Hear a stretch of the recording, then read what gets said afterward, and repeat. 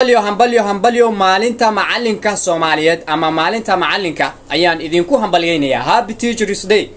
Macalinka waa hogaamiyaha kaliya ka oo bulshada gaarsiinayo hadafkiisa saxda ah. Bulshada waxa uu ka hogaaminaya ama ka ilaalinaya oo bulshada ka dhowraya mugdiga iyo jahliga. Waxa uu bulshada u hogaaminaya mustawaha ugu sareeya ama darajada ugu sareyso ee garashada iyo macrifada ama garashada iyo cilmiga. waxaan u hambalyeynaya dhammaan macallimiinta Soomaaliyeed meel waliba ay ka joogan dunida daafaheeda. macalinka Soomaaliyeed mar walba waxa uu ahaa geedka kaliya ee ay bulshadu leedahay inta lagu jiray sanadihii burburka iyo dagaaladii sokeeyay ee dalkeenan Soomaaliyeed.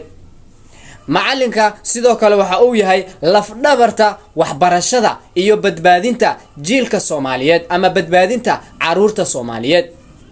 waayo maxaa yeelay macalinka waa toosiyaha kaliya ama waa nidaamiyaha ama waa jiheeyaha kaliya ee nolosha aadanaha. Soomaaliya marka aan nimaano macallimiinta Soomaaliyeed waxa ay u soo dhabar adeegeen muddo adagna ay soo shaqeynayeen oo aan xilli la shaqeeyaba xitaa aynan ahayn. Soomaaliya xilli ay mugdi ku jirtay, Soomaaliya xilli ay dagaal sokeeye ku jirtay, Soomaaliya xilli ay burbur iyo dhibaatooyin ay la daalaan dhacisay. ayuu macallimiinta Soomaaliyeed si voluntary ama si iska wax u qaba ama si isxilqaan ay u shaqeynayeen.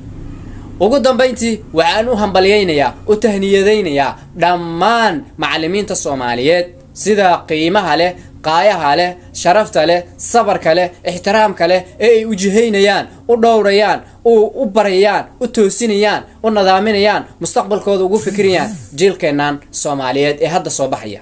hambalyo waxaan ahay sugow yare. Salaam alaykum wa rahmatullahi wa barakatuh.